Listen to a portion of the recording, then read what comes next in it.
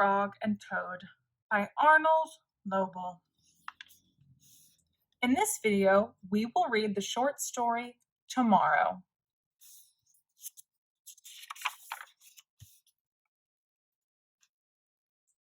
Toad woke up.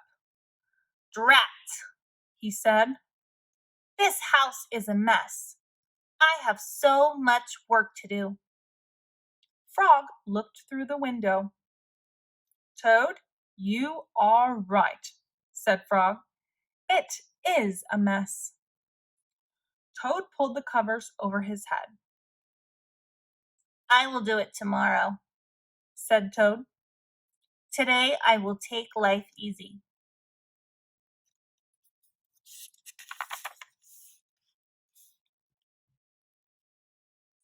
Frog came into the house. "Toad," said Frog, "your pants and jacket are lying on the floor." "Tomorrow," said Toad from under the covers. "Your kitchen sink is filled with dirty dishes," said Frog. "Tomorrow," said Toad. "There is dust on your chairs." "Tomorrow," said Toad. "Your windows need scrubbing," said Frog. "Your plants need watering." "Tomorrow!" cried Toad. "I will do it all tomorrow."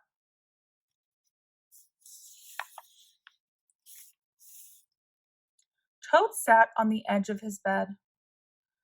"Bleh," said Toad. "I feel down in the dumps." "Why?" asked Frog. "I am thinking about tomorrow," said Toad. "I am thinking about all of the many things that I will have to do." "Yes," said Frog. "Tomorrow will be a very hard day for you." "But Frog," said Toad, "if I pick up my pants and jacket right now, then I will not have to pick them up tomorrow, will I?" "No," said Frog, "you will not have to." Toad picked up his clothes. He put them in the closet. "Frog," said Toad, "if I wash my dishes right now, then I will not have to wash them tomorrow, will I?" "No," said Frog, "you will not have to." Toad washed and dried his dishes. He put them in the cupboard.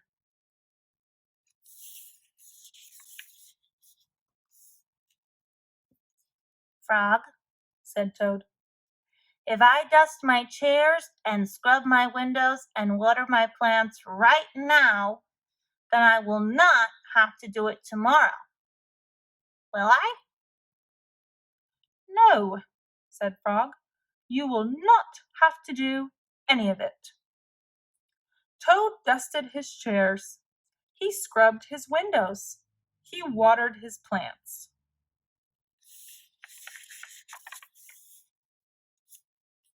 "There," said Toad. "Now I feel better. I am not in the dumps any more."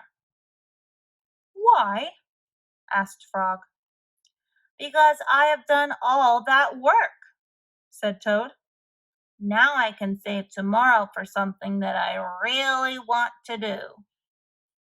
"What is that?" asked Frog. "Tomorrow," said Toad, "I can just take life easy." Toad went back to bed. He pulled the covers over his head and fell asleep.